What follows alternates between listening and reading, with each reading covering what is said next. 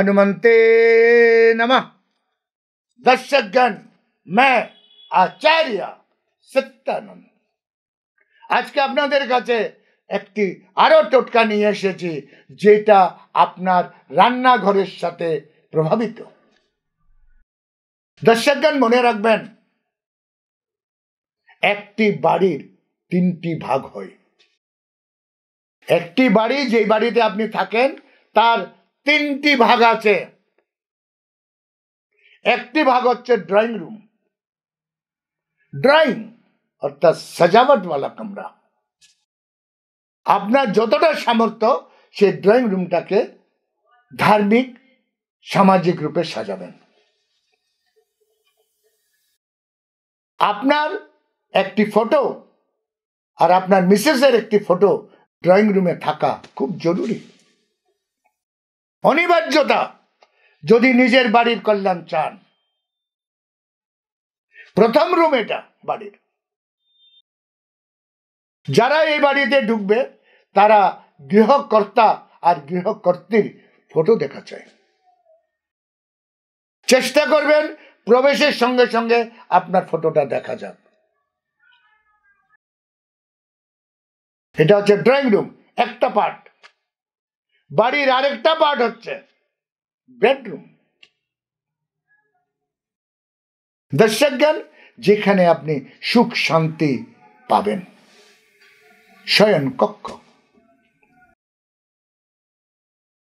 বাড়ির অন্তরাল বলা হয় এটাকে। অত্যধিক সেন্সিটিভ, অত্যধিক মহত্বপূর্ণ। এই বেডরুমে কোনো দেবদেবীর ফটো থাকে না। যদি আপনি বিবাহিত হন, যদি আপনার স্ত্রী আছে এখনো, তাহলে কোনো দেবদেবীর ফটো থাকবে না। যদি আপনি ব্যাচেলার হন আর যদি আপনার স্ত্রী নেই, তাহলে দেবদেবীর ফটো রাখতে পারেন। স্ত্রী থাকাকালীন বেডরুমে কোনো দেবদেবীর ফটো আপনি রাখতে পারবেন না, আপনার অকল্যাণ হবে। এবং বেডরুমে আপনার আর আপনার গৃহকর্ত্রী, আপনার স্ত্রীর একটি সুন্দর ফটো ওখানে রাখবেন। ফটোতে মুস্কুরাহট থাকা চাই। বেডরুমের ফটোতে আপনার আর আপনার মিসেসের মুস্কুরাহট থাকা চাই, কারণ বেডরুমটা শান্তির প্রতীক, সুখের একটা আহ্বান, সুখের একটি জায়গা, যেখানে স্বামী স্ত্রীর ইয়াদে, সিমটি হুই ইয়াদে যেখানে থাকে। অত্যধিক সেন্সিটিভ জায়গা। দ্বিতীয় নম্বর এটা।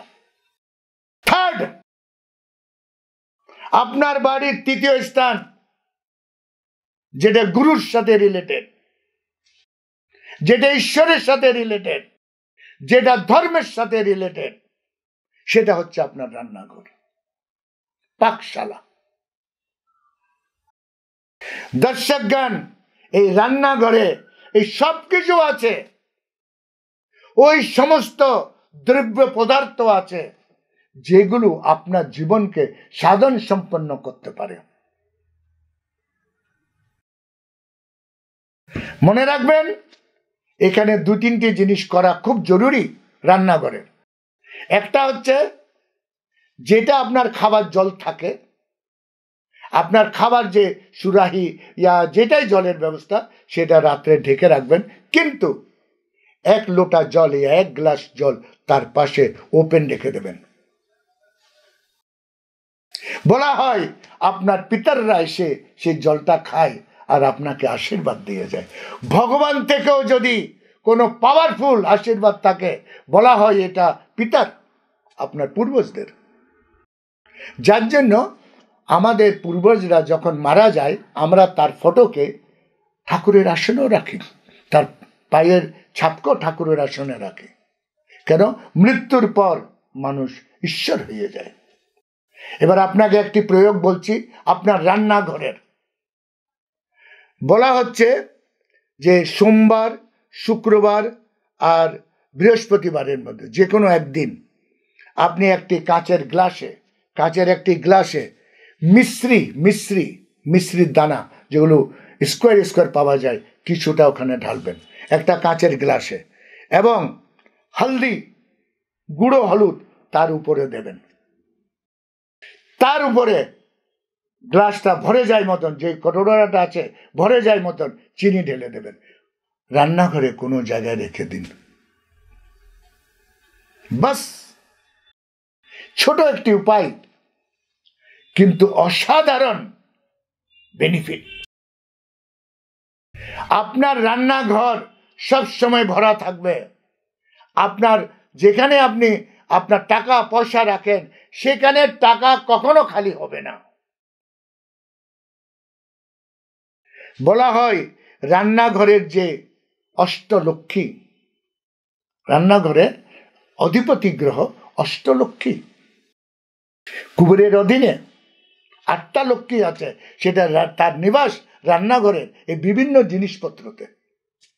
আপনারা জানেন তেজপাতারও একটি খুব বড় প্রয়োগ, এমন কোন জিনিসটা নেই যার প্রয়োগ নেই। লবঙ্গ, দারচিনি, এই সবগুলো আমাদের টোটকার এক একটি অংশ।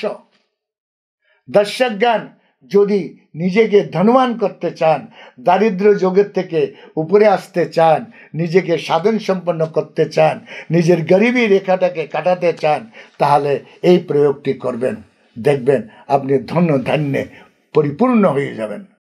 দর্শকগণ, আজকে আমার সময় এখানে শেষ। কাল আমি আবার আসছি আরো একটি টোটকা নিয়ে। তৎক্ষণের জন্য বিদায়। ওম হনুমন্তে নমঃ।